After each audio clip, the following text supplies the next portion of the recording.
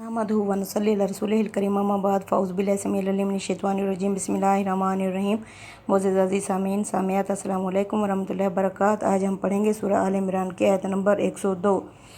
یا ایھا الذین آمنوا اتقوا اللہ، اے ایمان والے لوگو اللہ کا تقوی اختیار کرو، اللہ سے ڈرو حق تقاتہ، جس طرح اس سے ڈرنے کا حق ہے، جس سے اس کا تقوی اختیار کرنے کا حق ہے۔ ولا تموتن، اور تمہیں موت نہ آنے پائے، الا وانتم مسلمون، مگر یہ کہ تم فرمانبرداری کی حالت میں ہو۔ یعنی اللہ کا تقوی، اللہ کی پرہیزگاری، اللہ کو مضبوطی سے پکڑنے کا مطلب اللہ کا تقوی اختیار کرنا ہے۔ یعنی اللہ فرماتے ہیں اللہ کو اتنی حد تک اللہ سے ڈرو، اللہ کا تقوی اختیار کرو۔ اس کی ایک مثال ایسے ہے جیسے ہمیں اپنے والدین سے محبت بھی ہوتی ہے لیکن ان کا ایک خوف بھی ہوتا ہے، اس طرح ہمیں اللہ سے محبت بھی ہونی چاہیے اور اللہ کا ایک ڈر بھی ہونا چاہیے۔ کس لیے ہمیں اپنے والدین سے خوف ہوتا ہے کہ وہ ہمیں ڈانٹ نہ دیں، اور ان کا ڈانٹنا کیا ہوتا ہے، وہ ہمارے فائدے کے لیے ہوتا ہے۔ اس طرح اللہ تعالیٰ نے اپنی محبت، یعنی ہمیں اللہ سے بہت زیادہ محبت بھی ہونی چاہیے سب سے بڑھ کر، اور دوسرا یہ کہ اس کا ڈر اس طرح ہونا چاہیے کہ اللہ تعالیٰ یہ نہ ہو کہ ہماری ہر چیز ضائع کر دے۔ تو اللہ کا تقوی یعنی مرتے دم تک انسان کو جتنی ہمت ہے وہ اللہ تعالیٰ کے حقوق پورے ادا کرتا رہے اور معاشرے کی اصلاح کے لیے گامزن رہے، اور اس کو زندگی بھر اختیار کرے یہاں تک کہ موت آ جائے۔ اب اللہ کا ڈر یعنی یہ نہ ہو کہ اللہ ہماری سرزنش کرے، اور اللہ کی جو سرزنش ہوتی ہے وہ بھی ہمارے فائدے کے لیے ہوتی ہے، جس طرح والدین کی ڈانٹ ہمارے فائدے کے لیے ہوتی ہے۔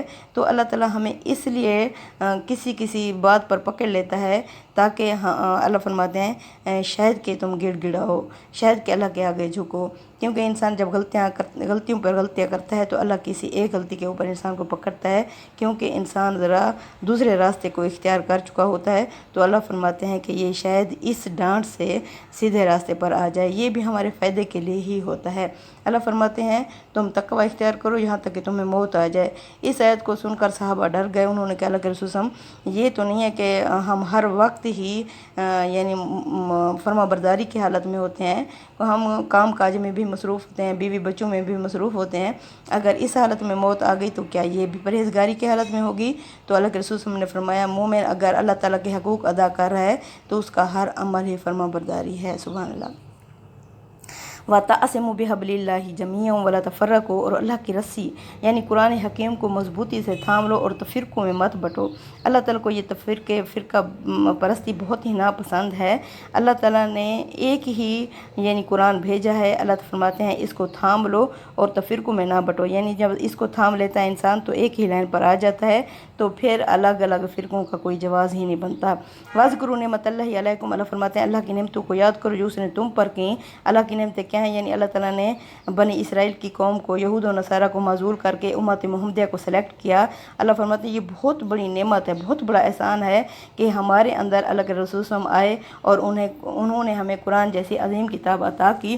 اللہ فرماتے ہیں اللہ کی نعمتوں کو یاد کرو، اذ کنتم اعداء، جب تم دشمن تھے، فألف بین قلوبکم، اللہ نے الفت ڈال دی تمہارے درمیان۔ یعنی یہ جو عربی لوگ تھے ان کی جو دشمنی تھی سال ہا سال چلتی تھی، اور معمولی بات پر بھی یہ لڑ پڑتے تھے، کبھی پانی پلانے پہ جھگڑا، کبھی گھوڑا آگے دوڑانے پہ جھگڑا۔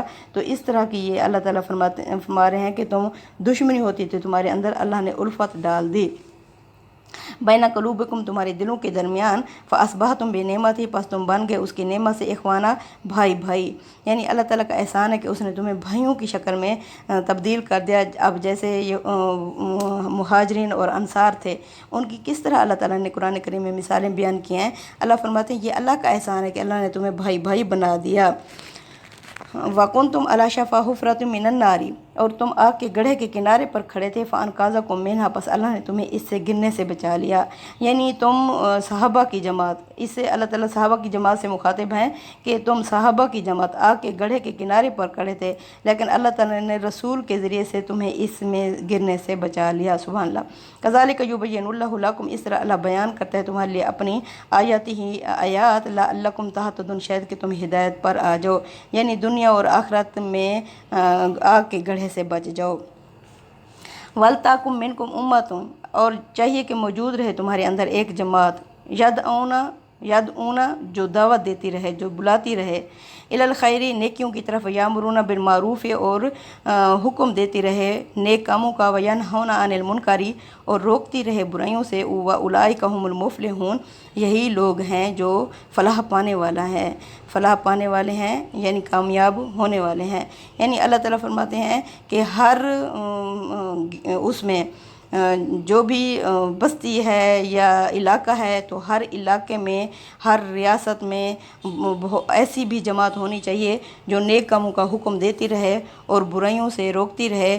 یعنی اس کی بیس جو ہوتی ہے 3 لازمی چیزیں ہیں اس میں کہ عدلیہ کا نظام قائم ہونا چاہیے، پولیس کا سسٹم ہونا چاہیے اور فوج کا نظام قائم ہونا چاہیے، تاکہ معاشرے کی میں اصلاح ہوتی رہے اور یہ منظم معاشرہ کہلاتا ہے۔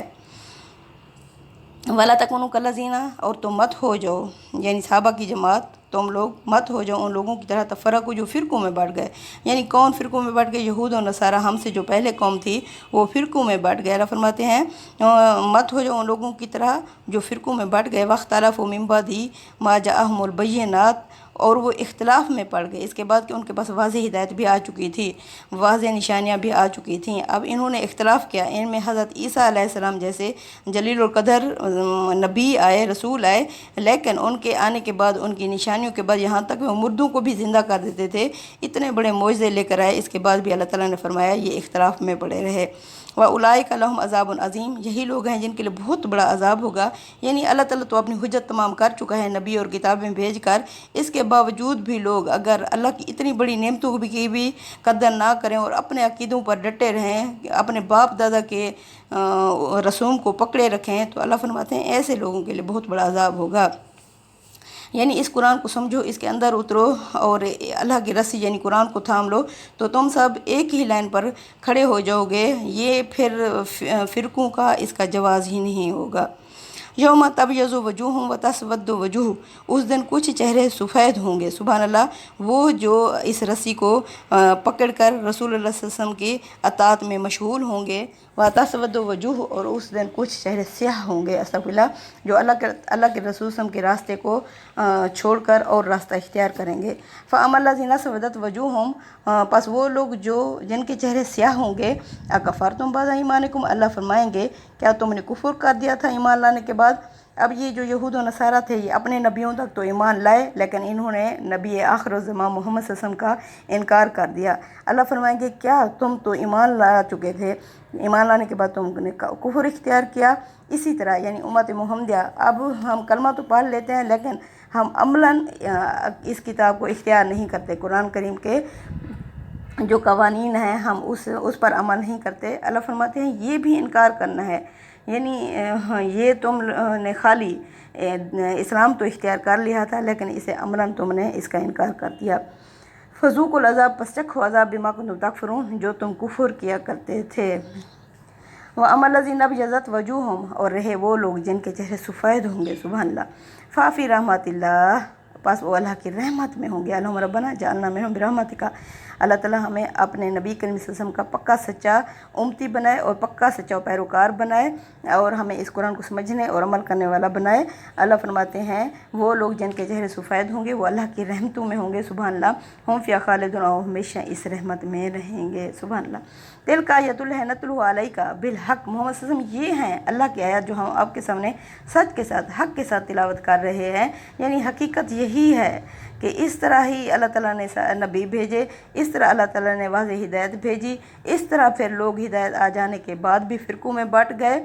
یہ سچی آیات ہیں جو ہم آپ کے سامنے پڑھ رہے ہیں۔ وَمَا اللَّهُ يُرِيدُ اور اللہ نہیں یریدو چاہتا ظلم للعالمین ظلم کرنا تمام جہان والوں پر، یعنی یہ جو قومیں تباہ ہوئیں، برباد ہوئیں، اللہ نے ان پر ظلم نہیں کیا، انہوں نے خود ہی عملاً اپنے رسولوں کو جھٹلا دیا اور رسولوں کو قتل کر دیا اور کفر کے اوپر ڈٹ گئے، جم گئے۔ اللہ ظلم کرنے والا نہیں ہے، انسان خود ہی اپنی جان پر ظلم کرتا ہے۔ اب ہمارے پاس ایک سنہری زمین آسمان کا نور آ چکا ہے اور اس کے بعد اللہ تعالیٰ نے ہمیں زندگی کی لمٹ دے دی ہے، سوچنے سمجھنے کی صلاحیت دے دی ہے۔ اس کے باوجود اگر ہم اس اتنی بڑی قرآن کی کتاب سے فائدہ نہیں اٹھائیں گے تو اللہ فرماتے ہیں پھر یعنی میں ظلم نہیں کرتا، انسان خود اپنی جان پر ظلم کرتا ہے، اللہ جہان میں کسی پر بھی ظلم کرنے والا نہیں ہے۔ بے شک وَلِلَّهِ مَا فِي السَّمَاوَاتِ وَمَا فِي الْأَرْضِ، اللہ ہی کا ہے جو آسمانوں اور زمینوں میں ہے، یعنی مالک کون ہے؟ اللہ ہی ہے، اللہ ہی مالک ہے آسمانوں اور زمینوں کی ہر چیز کا۔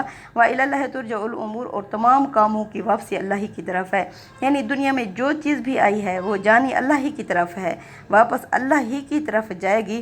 یہ جو اللہ نے مہلت دی ہوئی ہے، یعنی اللہ تعالیٰ نے دل و دماغ، سوچنے سمجھنے کی صلاحیت، اور قرآن جیسی پر نور کتاب، اور محمد صلی اللہ علیہ وسلم کا سنہری طریقہ، یہ جو ہمیں اللہ نے دیا ہوا ہے، اگر اللہ فرماتے ہیں تم اس پر عمل نہیں کرو گے تو ویسے بھی ہر چیز اللہ ہی کی طرف ہے، اور لوٹ کر بھی ادھر ہی جانا ہے۔ ربنا تقبل منا انک انت السمیع العلیم وتب علینا انک انت التواب الرحیم، وصلی اللہ تعالی علی خیر خلق محمد وعلی آلہ وصحبہ اجمعین، آمین یا رب العالمین۔